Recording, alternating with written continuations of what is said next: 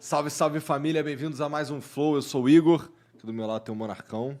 Presente. E hoje vamos conversar com Rui Costa Pimenta. Muito obrigado pela presença, cara. Por que você falou pimenta desse jeito? Eu quis ser, tá ligado? Rui Costa Pimenta. Entendi, tipo o locutor foda do sou início de um foda. filme foda. Obrigado por vir aí, cara, trocar ideia com a gente. Eu que agradeço o convite. Valeu.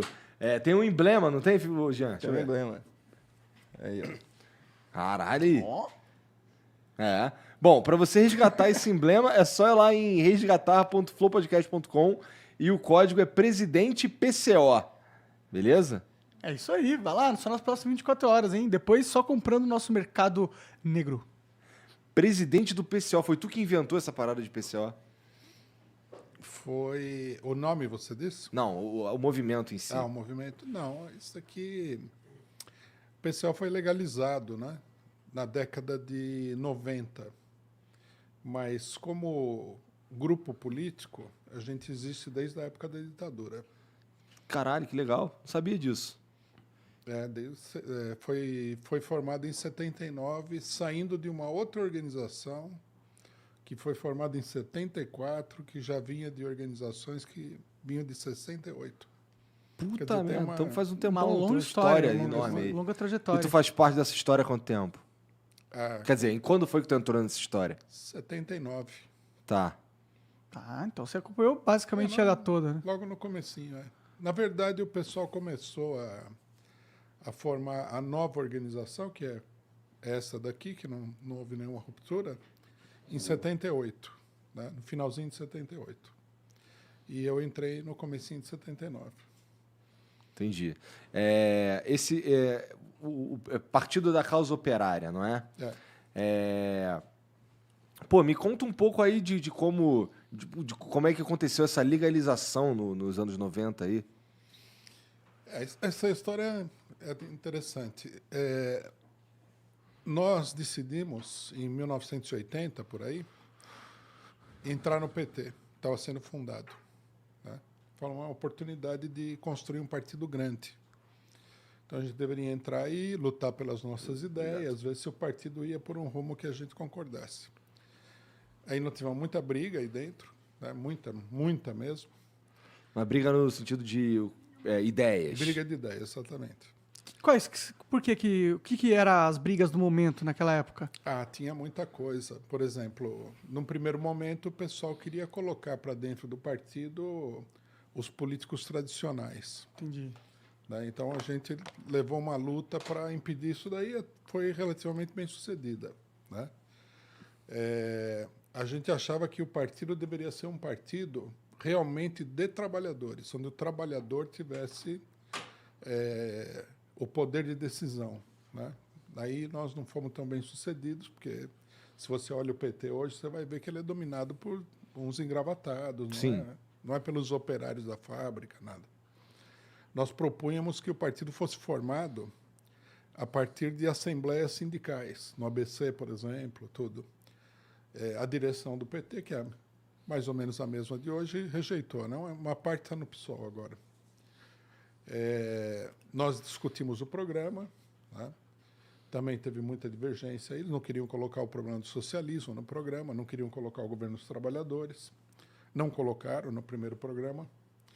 Então nós tivemos todas essas divergências. E coisas práticas, por exemplo, na primeira eleição, nós nos opusemos a que cada candidato tivesse um fundo eleitoral próprio. Nós falamos, isso aí beneficia quem tem dinheiro. Se você é um pobre coitado lá, como é que você vai? O partido teria que distribuir o dinheiro equitativamente entre todos os integrantes. Então nós tivemos várias dessas coisas, né? Várias mesmo. E aí a nossa briga com o pessoal que dirige o PT hoje, Lula, Zé Dirceu, etc., chegou num ponto na eleição de 89, né? Onde o Lula teve como vice um cidadão que era senador do PMDB depois do PSDB. Nós nos opusemos a isso. E aí eles fizeram uma coisa muito estranha na época, que era o seguinte, falaram, nós vamos agora regulamentar as tendências internas do PT. Quer dizer, depois de 10 anos que o partido já existia, e eles falaram o seguinte, só que tem uma coisa, a tendência à causa operária não vai ser regulamentada. Aí nos excluíram. Aí teve todo um... Mas teve uma justificativa plausível para isso ou era só um jogo de poder? Eles disseram que eles usavam uma expressão que era o seguinte, que nós éramos, na verdade, tínhamos duas camisetas, a do PT e de um outro partido que seríamos nós. Mas o PT era assim. O PT era uma federação de grupos.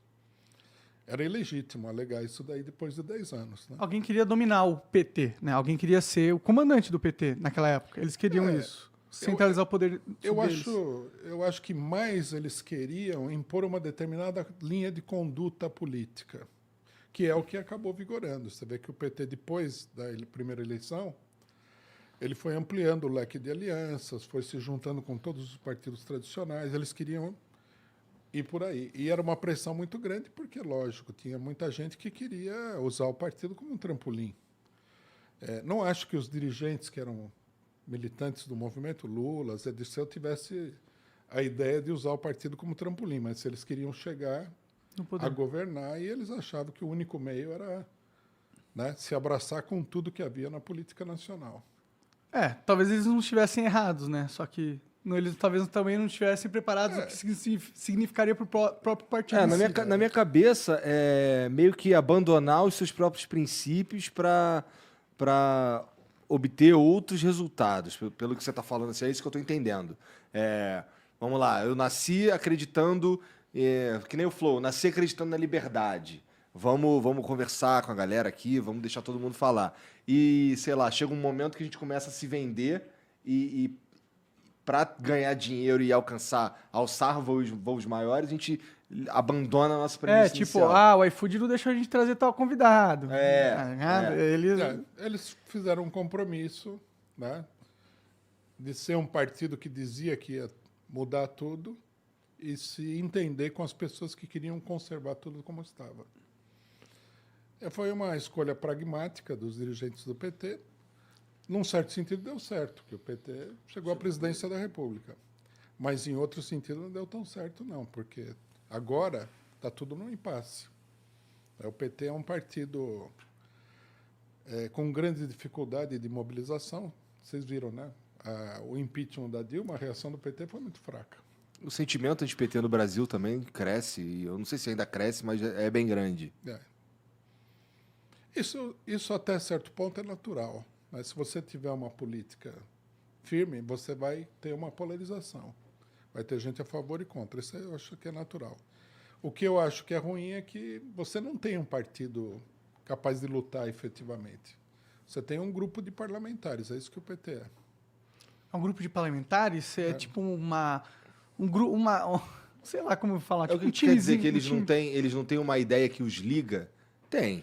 Não, eles têm uma ideia vaga, né? Tanto que a gente pode ver que a cada eleição eles apresentam propostas políticas diferentes, de conveniência e tal. Eles têm uma vaga orientação de esquerda, né? De que é preciso fazer reformas sociais, reformas políticas. Agora, quais são as mais importantes? Quais são as secundárias? O que tem que fazer no momento? Isso aí é muito vago. Entendi. Tá. E aí, o grupo que formou o PCO, esse grupo que saiu... Todo mundo estava dentro do PT? Foi todo mundo expulso do PT.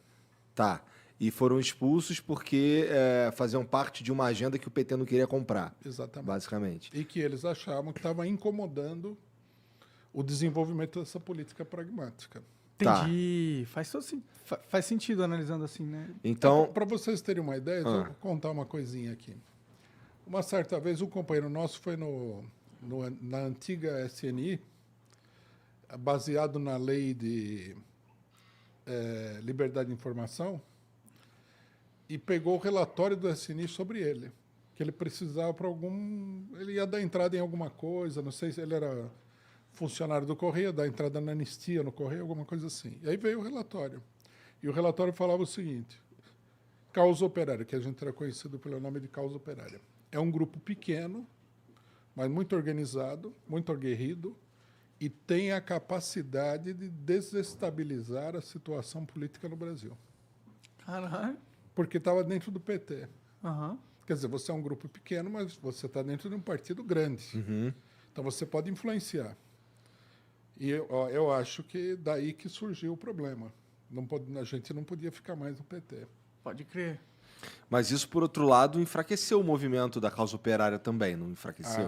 Para nós foi um período muito difícil. Nós ficamos num isolamento total. O PT, na esquerda, naquele momento, era como a Igreja Católica na Idade Média.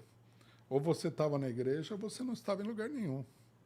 Nós ficamos num ostracismo total, num isolamento completo. E como é que vocês continuaram... Como é que vocês conseguiram alcançar a legalização? Isso daí foi uma proeza, eu acredito. Na época era muito difícil legalizar um partido, mais difícil do que a legislação atual.